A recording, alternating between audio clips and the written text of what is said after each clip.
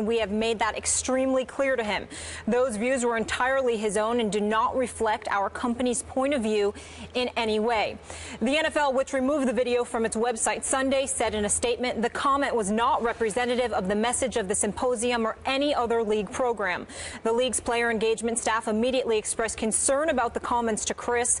The comment was not repeated in the 2014 AFC session or this year's symposium. Cris tweeting this apology last night. Seeing that video has made me realize how wrong I was. I was brought there to educate young people, and instead I gave them very bad advice. Every person should take responsibility for his own actions. I'm sorry, and I truly regret what I said that day. Stephen A., what's your reaction to CC's comments? Well, my first reaction was incredible disappointment because upon seeing it for the first time yesterday, meaning seeing the story, hearing what had happened, without even seeing the video, just reading it alone, I picked up the phone and called Cris, and the first words out of my mouth is, "What the hell were you thinking?" I couldn't believe that he had uttered those words at the symposium and that he made the mistake that he made. He was incredibly contrite and acknowledged that, you know what, it was a poor choice of words. It was something that should have never come out of his mouth. He was making a point and he was joking around when he said that part of it, but he understands upon seeing the video how it looked. And then he was just incredibly contrite. And on that level, you know, as a guy that's known him for years and, you know, taking him at his word, being a friend of his, I understand. And you know, I forgive him. I mean, not that it's for me to forgive, because who the hell am I? But I will say to you that he did appear incredibly contrite. It was incredibly unwise for him to say. You don't sit there and give the impression that it's okay for anybody to have a fall guy in any capacity. That's simply something that you can't say. It's not something that should ever come out of his mouth. It's real as some people in the hood and beyond may want to acknowledge that that statement is. The fact is that any responsible adult has to know better than that. And Cris Carter made a mistake.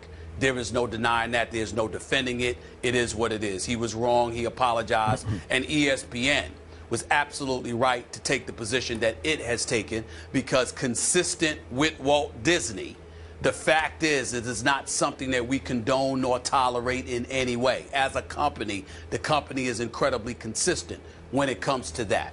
Whether we like it or not, that's the bottom line. The NFL, however, Skip Bayless, is an entirely different matter altogether. Now, I am a person that is a fan of the NFL, not just the players, not just the game, but the league and the league office. Do I always agree with their decisions? Absolutely not. Do I tend to disagree from time to time? Absolutely. But I'm somebody that has come to the defense of Roger Goodell on numerous occasions. I think that a lot of things that folks ultimately try to attach to him in terms of responsibility, I have been on the record on numerous occasions saying that Roger Goodell has gotten a bad rap, that a lot of times culpability and responsibility needs to be placed on the actual perpetrators as opposed to people finding a reason to blame Roger Goodell. In this particular situation, however, I must step back and look at our commissioner and look at the league office and say, really, guys, was that statement that you made really necessary in terms of how quickly you put it out there? Cris Carter is somebody that you have had speaking to rookies at the symposium for 20 years. For the last 10 years, he is the guy that has given the closing remarks to these players because of his past history with substance abuse, because of the trials and tribulations he endured, because of the issues that he's willing to bring to the forefront, really putting his soul out there for those to just simply spectate and view and what have you, just throwing himself out on Front Street. Cris Carter's history has been about trying to help young people, trying to make sure that they understand right from wrong, that they understand that there are things that you can't do, that they are understanding that there are things that you have to guard yourself against. The NFL validates this for the past 20 years by literally asking him and compensating him to come and speak on their behalf. This is what Cris Carter told me yesterday in terms of their because I asked him, was he compensated? He said, yeah, they've been compensating me for years. And he left it at that. My point to you, Skip, is that you have reached out to him in the most hard cases, whether it's the Pac-Man Jones, it is Randy Moss in the past, whether it's Ray Rice, Greg Hardy, and Alden Smith, the list goes on and on. You've reached out to Cris Carter to be a guiding voice on these things. And the second this goes down, before he has a chance to pass gas, you're trying to disassociate yourself from this? After it's been up on your website for Lord knows how long, you removed it yesterday, so what? That was yesterday. But it was up on your website long before that, okay? When you knew what he had said, when you knew, because you were there and you filmed it and it was your event. That's the kind of stuff that rubs me the wrong way. I totally understand that he was wrong. I totally understand that it was a mistake that he made.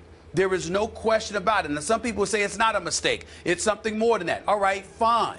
But at the end of the day, when you consider this man's work in the community and how he has reached out to help young people, troubled young people, time and time and time again, spanning 2 decades, to the point where the NFL has reached out to him in that span and compensated him in some way, shape, form, or fashion to do just that, to so quickly just disassociate themselves from him, is incredibly unfortunate.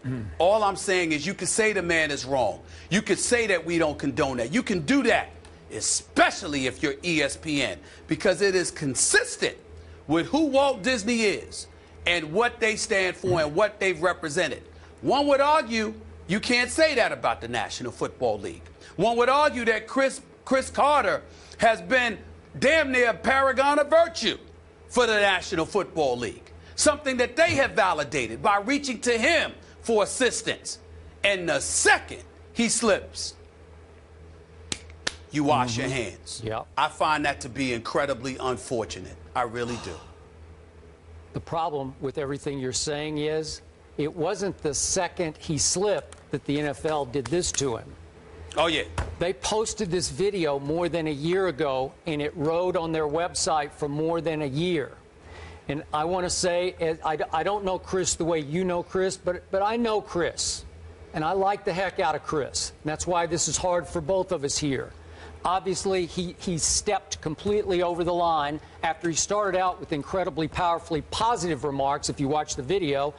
Then we know Cris, I guess he tried, I'm guessing here, tried to get a little too real, and he completely undercut the right side of his message with the wrong side of the message. But here's my issue. How in the name of Roger Goodell did the NFL post the video immediately after that symposium? To your point, you don't think an NFL rep was there? I'm sure several reps heard his speech to the rookies, right? Yes, they did. Okay. Yes, they did. And somebody had to sign off on posting this on the NFL's website. In no way am I trying to deflect blame off Cris Carter here. We both, absolutely. We're together on that. Wrong, yes, wrong, wrong. But also wrong was the National Football League showing once again astonishing insensitivity. This league, once again, on this issue, is so completely out of touch that they posted this video and said, here, really? You did?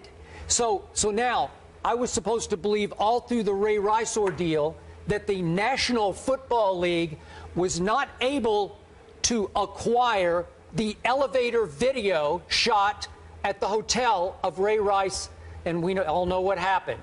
And the NFL claims it saw the video when we all saw the video, when it was released publicly. What? I'm not buying it. I'm still not buying it. But you couldn't acquire that video, but you could post this one on your website, not just on YouTube, on your website, and let it ride for more than a year until yesterday, when thanks to a Chris Borland interview in which he mentioned something about, in the context of he did not like that remark from Cris Carter, that kind of advice, and he's obviously retiring from football after a year, then somebody had the foresight to say, gee, maybe we should go back and check. Oh, he said that? And it's brought to the NFL's attention, we're out. Oh, we distance ourselves from those remarks. Well, you didn't distance yourself from those remarks a year and something ago because they were in June of 2014.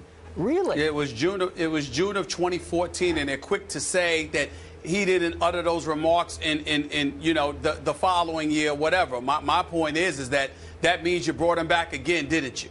Which means you didn't really have much of a problem with them. So let's take a moment to pause and ask the rhetorical question of why you didn't have a problem with them. Because you understand that overall, his message, not on that particular day pertaining to that particular issue, but for the most part, his messages over years, over decades, has resonated, not just because of his life story, but because of his presentation, his delivery, and his relatability to the individuals you may have coming into the league. Now, if we're going to be real, and this is one of the reasons why I was even hesitant to broach this subject, because, Skip, I got to tell you something. One of the things that I'm getting tired about in this profession is that there's a level of rawness and realness that we can't seem to bring. And if you can't bring it, then a lot of people better ask themselves this question: what the hell's the sense in talking if you can't be real?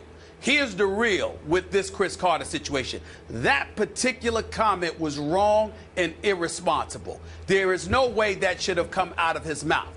But it is a scintilla compared to the overlying message that he has religiously delivered and presented over decades, to one class after another, to one NFL player after another, to one culture consistently after another. This guy is in a position, and the reason why they asked him to do it is because his experiences and his presentation and delivery gives him a relatability to the incoming individuals that others may not have. And yes, Cris Carter's message didn't necessarily relate to Chris Borland and his experiences. Unfortunately, I'm going to repeat this. Unfortunately, it related to some other dudes. I got it. Coming into the league. And that's what Cris Carter was trying to do. I can't defend him choosing to say that, and he knows that. He knows it's indefensible. Damn well can't do something like that. No question. But for the NFL to sit there and to wash its hands like that, essentially throwing him under the bus, I find that incredibly, incredibly disappointing. I really, really do. They're not Walt Disney. The NFL is not Walt Disney. Hopefully the NFL can turn this into a positive and spin it forward. Maybe everybody can find a designated driver in their crew moving forward. That could be the message. Coming up, Terrell Suggs welcomed back Sam Bradford to football with a nice hit. Was it dirty, though? We'll get into that coming up. Plus, it's always a good week when you start with friend of the show, Lil Wayne, in the building. Check out all of today's topics by going to Instagram right now and check out our rundown. And he'll be with us